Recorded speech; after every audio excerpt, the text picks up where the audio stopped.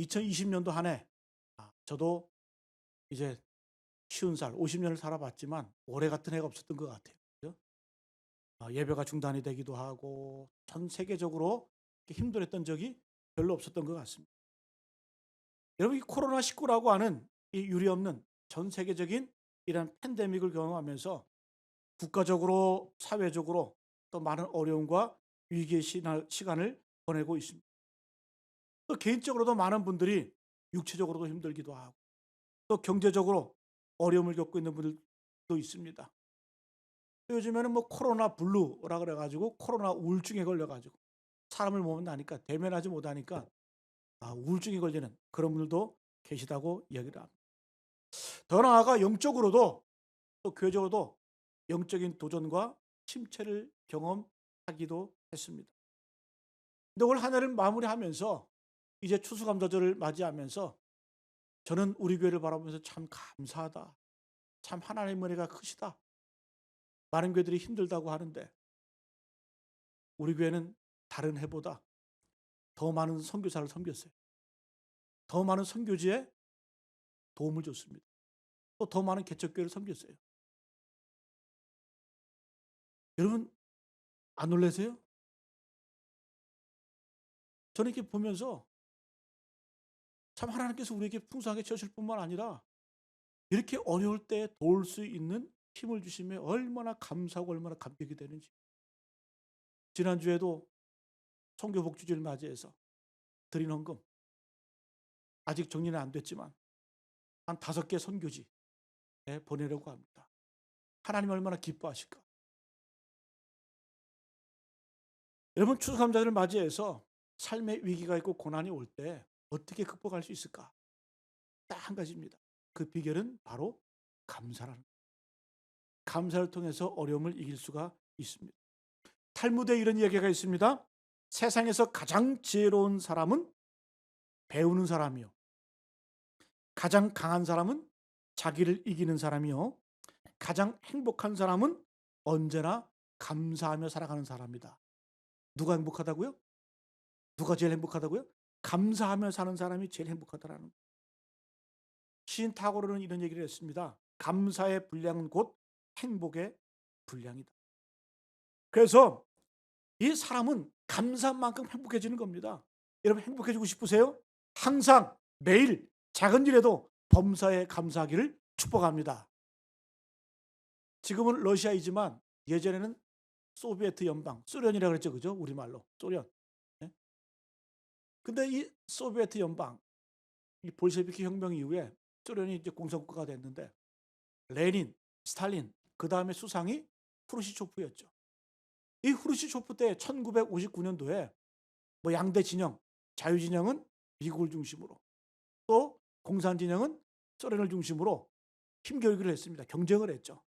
한 번은 1959년도에 이 후르시초프가, 소련의 수상이 미국을 방문을 합니다. 아이젠하워 대통령 때 방문을 하게 되는데 수행원들을 이끌고 방문을 하는데 이 후르시초프가 미국을 바라보면서 잠이 안 오는 거예요. 왜? 너무 잘 사니까. 배가 아파서 잠을 못 자겠는 거예요. 도대체 이 미국, 이 자본주의 왜 이렇게 잘 살까? 그 수행원들을 불러다가, 야, 니들 놀러 다닐 생각하지 말고 미국 왜 이렇게 잘 사는지, 왜 이렇게 부강한지 한번 알아봐. 3일 동안 이렇게 돌아다니면서 연구를 하면서 3일 만에 보고를 하는데 어떤 사람은 미국은 지하 자원이 풍부합니다. 또 미국은 애국심이 뛰어납니다. 또 미국은 원래부터 개척 정신이 있었습니다. 뭐 어디 굴하지 않는 그런 정신이 있습니다. 또 미국은 청교도들의 신앙심 때문에 근면하고 부지런합니다. 후르초프가 들어보니까 말은 맞는 것 같은데 뭔가 이게 좀 확 찔리는 게 다가오는 게 없어요. 그때 수행했던 한 기자가 이런 말을 합니다. 미국의 힘은 말의 힘입니다. 미국의 힘은 말의 힘입니다. 이게 무슨 말인데 물어보니까 이들은 말할 때마다 땡큐 합니다. 심지어 아닌 것도 노 땡큐 합니다. 말의 힘이라는 거죠. 여러분, 각 언어별로 이렇게 보면 보통 한 언어가 한 2만 6천 단어를 사용을 하는데 그중에 미국에서 가장 제일 많이 사용하는 거 여러분 잘 아시잖아요. 땡큐잖아요. 땡큐. 예? 땡큐하고 쏘리. 여러분 신앙생활도 마찬가지. 신앙생활도 우리가 하나님 앞에 이 두 가지만 말 잘하면 돼요. 하나님 감사합니다. 그리고 하나님 잘못했습니다. 이 두 가지 말만 잘하면 하나님과의 관계가 틀어지지가 않아요. 사람과의 관계도 이 두 가지 말만 한번 잘해 보세요. 맨날 감사합니다. 고맙습니다. 그리고 실수하면 잘못했습니다. 여러분 누가 잘못했다는데 누가 뭐라 그랬어요? 예? 받은 것에서 늘 감사하는 사람 더 두고 싶죠. 여러분 인간관계 보면 하나님과의 우리 관계도 이 감사라는, 그래서 여러분 이 기자가 분석을 한 거예요. 정확하지 않아요? 말에 힘이 있습니다. 늘 그들은 감사합니다. 예? 말할 때마다 땡큐합니다. 여러분 하나님께서는 감사를 사용하는 민족에게, 또 감사를 사용하는 사람에게 복을 몰아주신 줄로 믿습니다. 그래서 여러분 우리가 추수감사절을 보내면서 제일 먼저 회복될 게 뭐냐? 바로 이 감사예요. 감사. 여러분 올 한 해 동안 모든 열매를 하나님께 올려드리면서 받은 은혜에 감사하시고, 또 받을 은혜에 감사하시고, 아픈 것 감사하시고, 잃은 것 감사하시고, 감사할 수 없는 것 감사하시고, 그럼에도 불구하고 모든 것 다 감사하시기 바랍니다. 할렐루야. 여러분 이것이 바로 우리 삶의 회복의 능력인 줄로 믿습니다. 오늘 시편 50편 우리가 읽었는데, 이 50편의 주제는 한마디로 말하면 예배란 무엇인가요? 예배란 무엇인가? 그리고 한마디로 요약하면 예배는 하나님을 인정하는 것이고, 그리고 예배 내용의 핵심은 감사입니다. 다시 한번요. 시편 50편의 주제가 뭐라고요? 예배예요. 예배. 근데 예배는 뭐다? 예배는 하나님을 인정하는 게 예배예요. 그리고 예배의 중심, 핵심 내용은 바로 감사예요. 오늘 시편 50편을 누가 지었냐 하면, 여러분 50편 제일 위에 한번 보세요. 누구의 시? 아삽의 시라고 되어 있죠. 아삽의 시. 이 아삽이라는 사람은 누구냐 하면 다윗 시대, 솔로몬 시대의 성가대장이에요. 성가대장. 여러분 이 아삽이라고 하는 이 사람은 그 당시에 예배를 집례하고 제사를 지냈던 그런 사람이에요. 주도적으로 하나님께 예배했던 사람이죠. 근데 이 사람이 예배란 무엇인가 딱 한마디로 정의하는 거예요. 예배는 하나님을 인정하는 거다. 그리고 예배는 감사다. 그래서 감사로 제사를 드린 자가 하나님을 영화롭게 하나니 그의 행위를 옳게 하는 자에게 하나님의 구원을 보이리라. 우리가 제사할 때 예배할 때 뭘로 나가야 된다? 감사로 나가야 된다.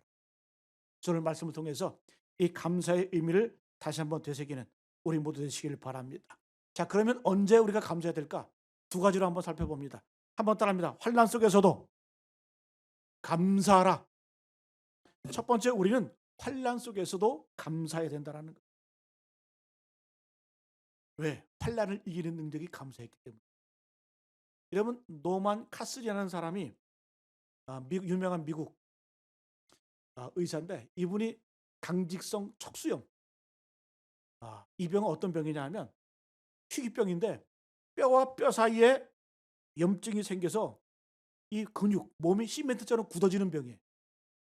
서서히 그 염증 때문에 뼈가 굳어지고 몸이 굳어지는 그러한 병이에요. 몸이 굳어지면서 호흡기라든가 이런 걸 굳어버려요. 그래서 죽는 거예요. 모든 현대의학을 다 동원했는데 낫지를 않아요. 근데 이분이 어느 책을 읽다가 책 한 구절이 눈에 딱 꽂히는 거예요. 어떤 내용이냐면 충격을 받아요. 부정적인 정서는 신체에 나쁜 영향을 미친다. 그러나 긍정적인 생각은 살균작용을 한다. 이거 뭐 당연한 얘기 아니에요? 누구나 그냥 일상 가운데 그냥 읽는 얘기 아니에요?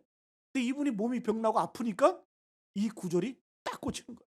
급하니까, 절박하니까 부정적인 정서는 몸에 나쁜 영향을 미치고, 그리고 긍정적인 생각은 살균제, 성경에도 나와 있잖아요. 마음의 즐거움은 우리에게 양약이 된다. 그러나 우리 마음의 근심은 뼈를 마르게 한다. 여러분 근심해 보세요. 뼈를 마르게 하잖아요. 그래서 이 노만 카슨이 이 구절을 딱 읽고 나서 결심했어요. 그날부터 뭐 폭력적인 거나 부정적인 생각을 불어올 만한 책도 안 보고 TV도 안 봤대요. 그리고 자기를 찾아오는 사람에게 부탁을 했어요. 뭐라고 부탁하냐? 제발 나한테 와가지고 부정적인 얘기하지 마라. 예? 회의적인 얘기하지 마라. 긍정적인 얘기만 하라.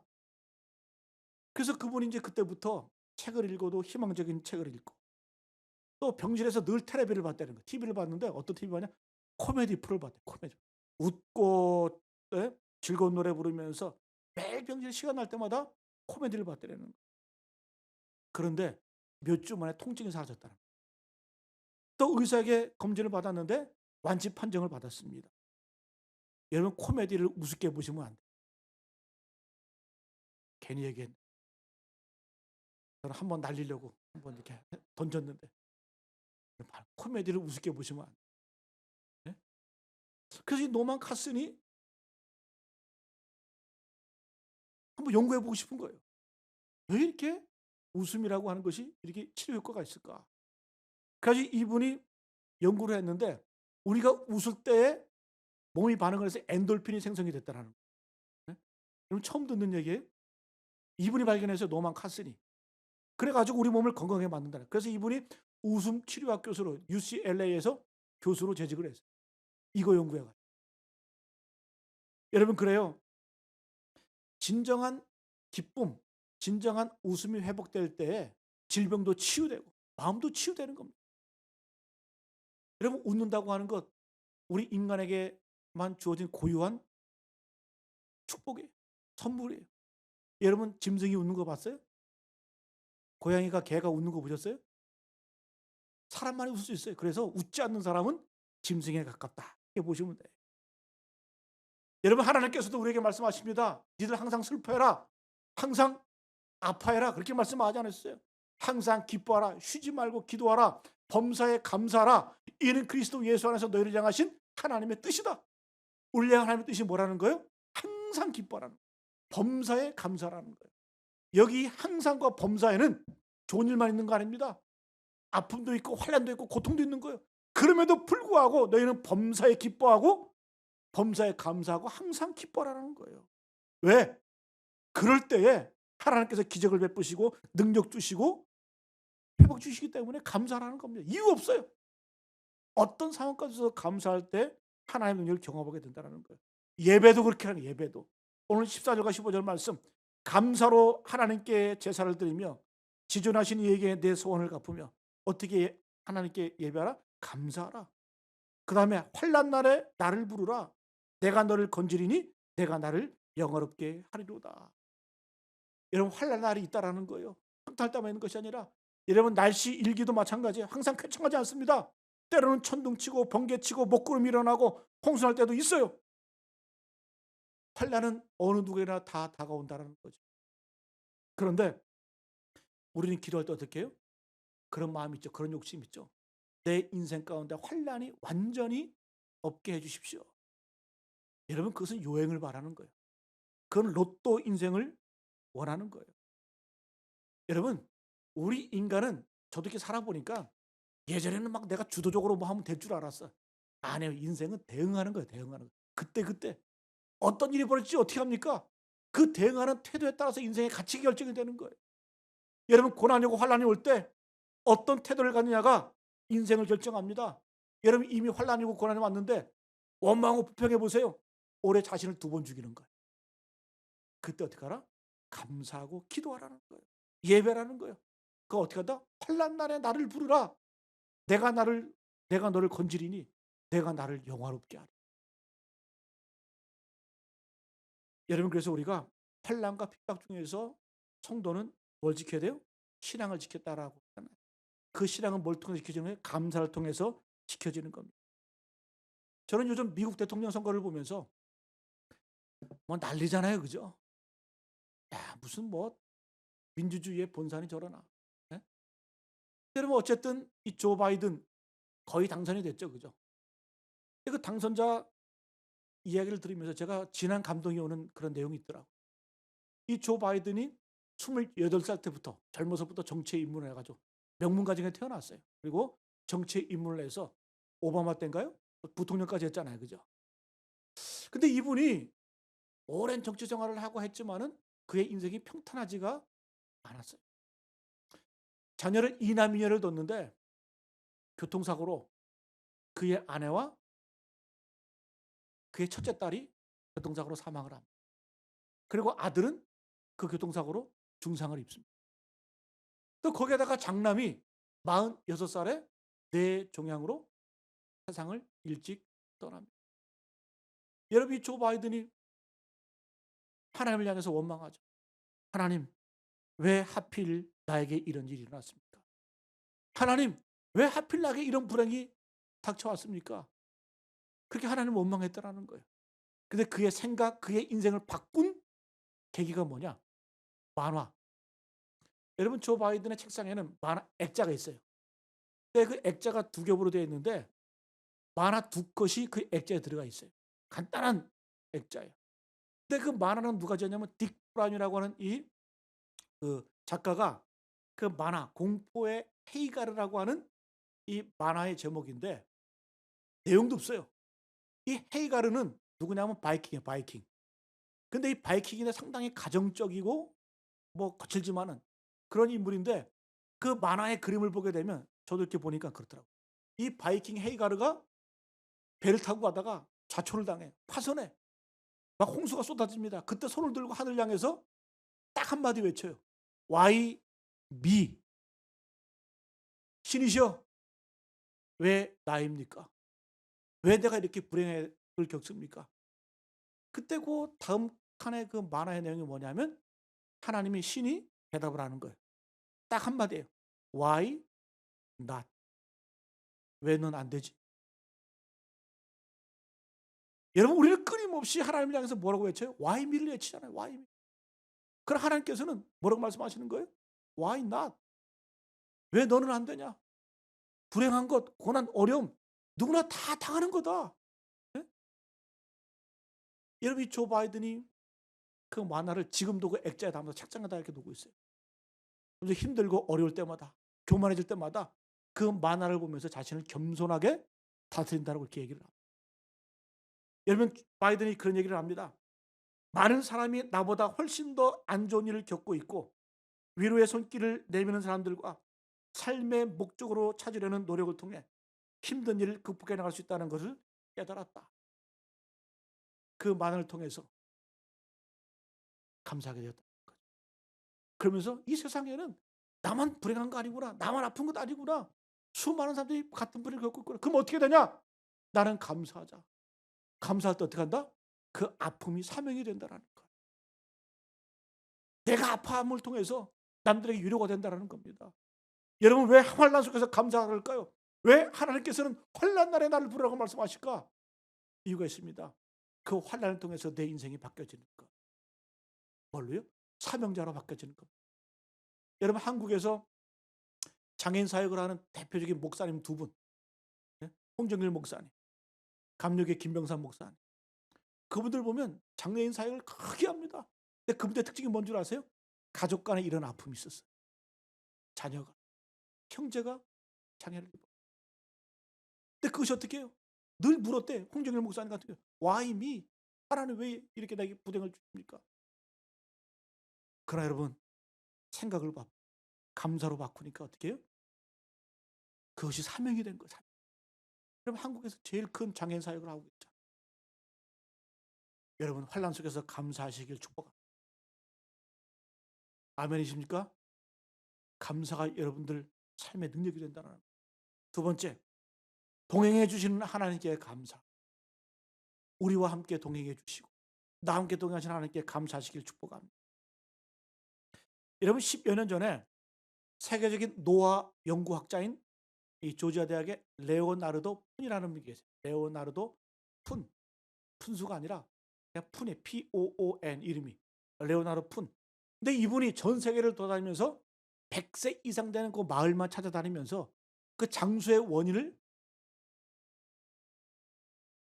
그 공부를 했다는 거, 연구했다는 거. 자, 이게 보니까 한국에도 그런 말이 있었다는 거죠.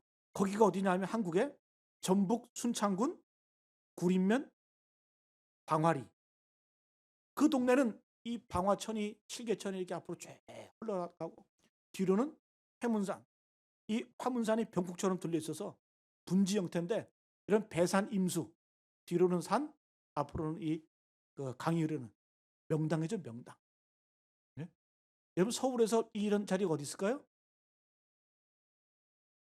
한남동. 재벌들은 거기다 모여 살잖아요. 네? 어쨌든 이 길지, 이 명당 자리에 130여 명의 주민이 함께 사는데 절반 이상이 60에서 70 이상이에요. 뭐 10년 전 연구니까 지금은 더 많겠죠. 그죠? 근데 80 이상이 12명, 100세 이상이 9명이나 됐대요. 100세 이상이 9명. 제일 많이 나이 드신 할머니가 106세였는데 더 놀라운 것은 며느리가 81살이래. 그 시어머니를 몇 년을 모셨냐면 66년을 모셨대. 미친 거죠. 여러분 남의 일이라고 이렇게 심각하게 66년을 시어머니를 모시. 저희 아내 그 할머니가 102세 돌아가셨어요. 102세. 여러분 앞으로 재수 없으면 120까지 살아야 돼요. 그런데 어쨌든 이 레오나르도 이 푼이라는 이 학자하고 이 서울대 백상철 교수가 함께 연구를 했는데 이 백상철 교수가 도대체 이렇게 오래 사는 그 이유가 뭘까 연구를 해보니까 이유가 이거라는 거죠. 항상 밝고 긍정적이고 노동을 한다. 이걸 누가 몰라요? 항상 밝게, 항상 긍정적이고 그리고 늘 일을 한다는 거예요. 그 다음에 중요한 요원이 뭐냐면 자식들과 함께 사는 것. 3대가 함께 사는 노인들이 오래 살더라는 거예요. 여러분 잘 보세요. 우리가 자식과 함께 동행해도 장수하는데 하나님과 동행하면 영생이 주어져요. 할렐루야. 이 사실을 믿으시면 아멘 하시기 바랍니다. 우리가 가족과 동행해도 사람과 한번 동행해도 오래 사는데 여러분 하나님과 동행하면 영생하는 거예요. 여러분 22절 말씀에 뭐라고 말씀합니까? 하나님을 잊어버린 너여, 하나님과 동행하지 않는 너여, 이제 이를 생각하라. 그렇지 않으면 내가 너희를 찢으리니 건질 자가 없어. 하나님을 잊어버린 자, 망각한 자, 하나님을 모른다 하는 자, 하나님께서 찢어버리신다는 그런 자에게 구원이 없다는, 희망이 없다는. 그러면 반대로 23절, 감사로 제사를 드리는 자가 나를 영화롭게 하나니 그 행위를 옳게 하는 자에게 내가 하나님의 구원을 보이리라. 여러분 우리가 하나님과 동행하는 방법이 뭐예요? 예배 아닙니까? 예배. 그래서 우리가 이런 마스크를 쓰고라도 예배를 드리잖아요. 방역수칙을 지켜가면서. 왜요? 예배는 하나님을 인정하는 것이고 하나님과 동행하는 거예요. 그런 자에게 하나님께서 뭐라고 말씀하세요? 내가 너에게 구원을 보이리. 영원한 생명을 너에게 주겠다. 이 말씀. 하나님과 동행하면 영생의 복이 임하게 될 줄로 믿습니다. 그래서 우리가 할 일이 뭐예요? 매일매일 예배가 뭐라 했어요? 하나님을 인정하는 것이고 예배의 핵심은 감사라 그랬습니다. 우리가 매일매일 삶 가운데 하나님을 인정해 드리는 거예요. 이런 예배를 통해서 교회에서 드리는 예배가 일부라고 한다면 우리가 세상에서 드리는 예배가 바로 2부예요. 우리의 삶이 예배가 되어야 됩니다. 그것이 하나님을 인정하는 거예요. 자, 그런데 오늘 우리가 말씀을 보게 되면 하나님을 인정하는 것이 예배이고 예배의 중심은 감사인데 우리가 감사에 대해서 오해하는 게 있어요. 감사는 뭐냐? 바로 하나님께 물질 드리는 거다. 예물 드리는 것이라고 착각을 해요. 감사 이꼬르 예물 이렇게 착각을 해요. 근데 오늘 말씀 한번 보세요. 하나님은 그렇게 말씀하지 않으세요. 7절에 한번 말씀을 한번 보세요. 내 백성아 들을지어다 내가 말하리라. 이스라엘아 내가 내게 증언하리라.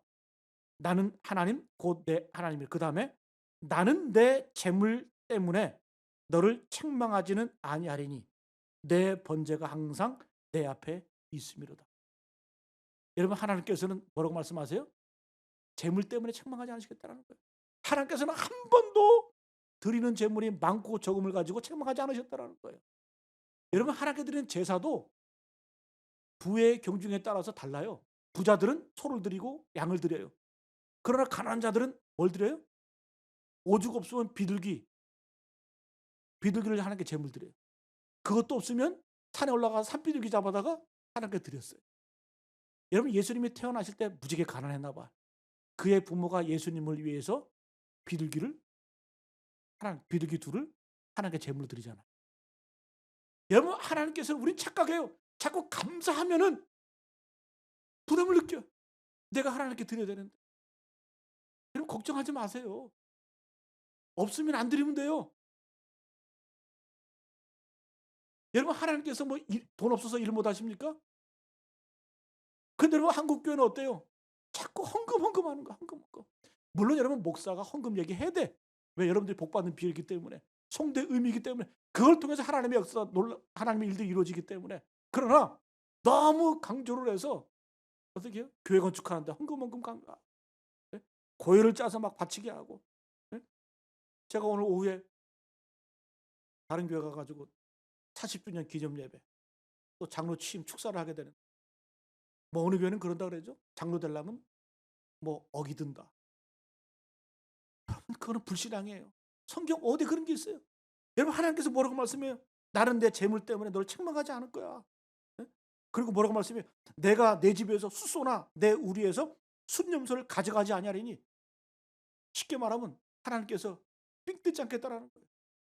그리고 필요 없다라는 거예요. 이는 산림의 짐승들과 무산의 가축이 다 내 것이며 산의 모든 새들도 내가 아는 것이며 들의 짐승도 내 것이미로다. 여러분 12절에 보면 재밌는 말씀 아세요? 내가 가령 주려도 내가 만약에 배고파도 니들 거 뺏어 먹지 않겠다라는 거. 그 말씀을 하고 계신. 네? 여러분 그래서 우리가 자꾸 물질의 교회도 물량주의, 이 예물에 감사도 마찬가지. 자꾸 예물에 초점을 맞추면 부작용이 나타나는 거예요. 그래서 여러분 우리가 일에 중심을 두면 하나님께서 그 일에 맞는 능력을 주세요. 교회가 사명을 따라가면 그 사명에 맞는 하나님께서 능력을 허락해 주십니다. 여러분 이게 교회의 본질이라는 거죠. 여러분이 하나님의 일을 한다는 게 뭐예요? 하나님의 사명을 감당한다는 게 뭡니까? 하나님과 동행하는 거 아니에요? 하나님과 동행만 하면, 여러분 제가 말씀드렸잖아요. 우리 교회 감사하다고. 왜 감사해? 여러분 많은 교회들이 힘들다고 얘기를 하는데 어떤 교회는 재정이 막 2분의 1, 3분의 1 줄었다고 하는데 우리 교회는 그렇죠. 오히려 다른 해보다 더 선교지를 더 많이 돕고 더 어려운 교회를 도와요. 여러분 하나님의 축복 아닙니까?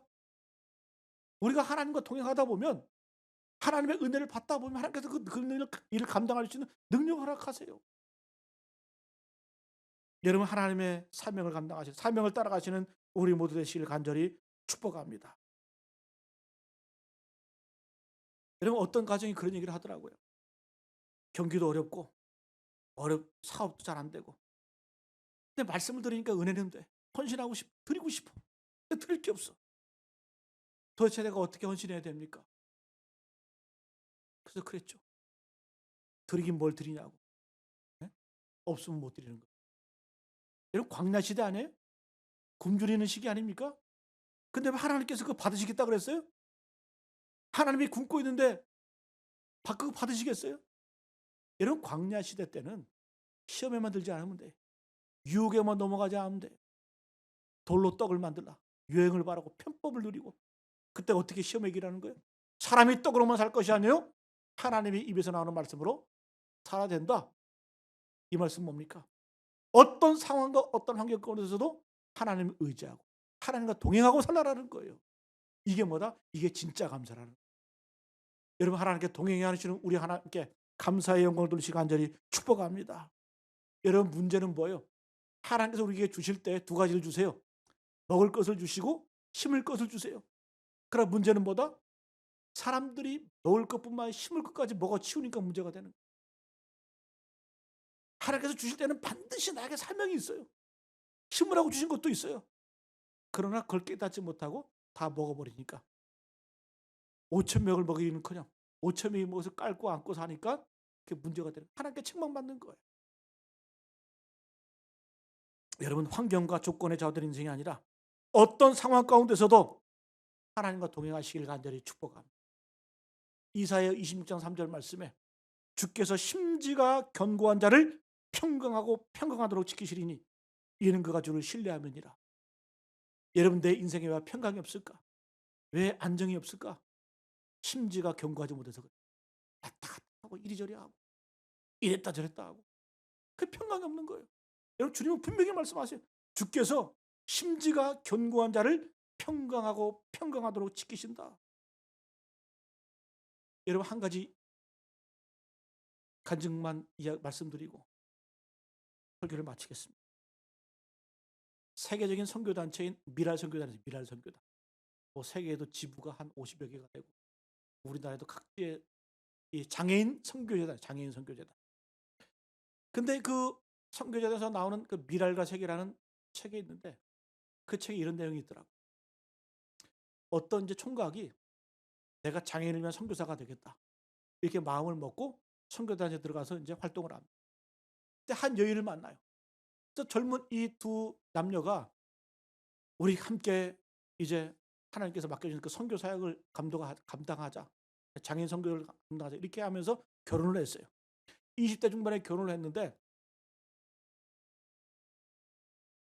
첫 아이를 낳았어요.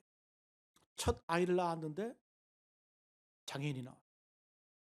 두 번째 자식을 낳았는데 또 장애아를 낳았어요. 세 번째도 장애아를 낳았어요. 20대 중반부터 10년 동안 애를 낳았는데 30대 중반이 되어서 이 아내가 너무 힘든 거예요. 그 애 셋을 키우느냐고. 그래서 어느 날 거울을 바라보니까 그 30대 중반밖에 안 됐는데 얼굴에 주름이 생기고 눈에 근심이 쌓이고, 네? 그 기도했대요. 거울 보면서 자기 얼굴 바라보고, 하나님 왜 이렇게 힘이 드나? 왜 이렇게 힘이 듭니까? 아까 바이든처럼 why me? 왜 나에게 이런 일이 있습니까? 너무 힘드네요. 기도하고 나니까 하나님의 음성이 들리더라는 거예요. 하나님이 뭐라고 말씀하시냐? 이 말씀하시죠. 참 고맙다. 그러면서 하시는 말씀이 내 자녀. 여러분 우리의 자녀는 하나님의 자녀 아닙니까? 하나님 그렇게 말씀하셔요. 내 자녀 누구에게 맡길까 고민을 했다. 너무 힘든 아이들이지 않느냐. 누구에게 맡길까 아무리 둘러봐도 믿을 만한 사람이 없었는데 너희 부부 신앙도 좋고 신실하고 성실하고 그래서 내가 맡겼다. 참 고맙다. 참 수고했다. 이런 음성이 들리더라고요. 여러분 이때 이 여인이 듣고 하나님 감사합니다. 나를 믿어주셔서 나를 인정해 주셔서 감사합니다. 그 다음부터 똑같은 일을 해도 힘이 들지 않더라고요. 다 풀려버린 거예요. 여러분 감사는 뭐예요? 감사는 메인 것들을 푸는 역사가 나타나요. 풀려지는 거예요. 여러분 우리가 예배 가운데 감사가 빠지면 절대 예배 가운데 회복이 없어요. 여러분이 여인은 맥혔던 것 풀어지는 것. 뭘 통해서요? 감사를 통해서. 여러분 이해가 안 돼도 아픈 것도 상처도 여러분 감사하면 그걸 통해서 하나님께서 나에게 역사하시고 그걸 통해서 기적을 베푸시고 회복을 주시고 또 눈물을 주시고 삶의 본질이 무엇인지 깨닫게 하신다는 거예요. 여러분 우리가 하나님 앞에 뭘 잘해서 드리겠어요? 뭘 많은 것들을 드리겠어요? 드려봐야 온 세상이 다 하나님의 것인데 여러분 우리가 하나님 앞에 이 소리만 들으면 돼. 오늘 이 여인처럼 마지막 고맙다. 수고했다. 여러분 이거 인정받으면 되는 거 아니에요? 여러분 뭐 잘하려고 하지 마세요. 그럼 하나님과 동행하세요. 은혜 받으면 은혜 받는 대로 하면 되는 것이고. 네? 하나님과 동행이 없으니까 자꾸 어떤 무리를 두는 거, 무리를 두는 거. 여러분 은혜 받으면 하나님과 동행 저절로 이루어지는 저절로 되는 거예요. 여러분 우리 신앙인들은 되려는 인생을 사는 거 아니에요? 되어지는 인생을 사는 겁니다. 왜 이렇게 힘들게 사세요? 왜 이렇게 힘들게 발버둥 치세요? 주님 안에 주님과 함께하면 되어지는 거예요. 편안히 가는 거예요. 여러분 이런 삶의 능력이 있기를 간절히 축복합니다.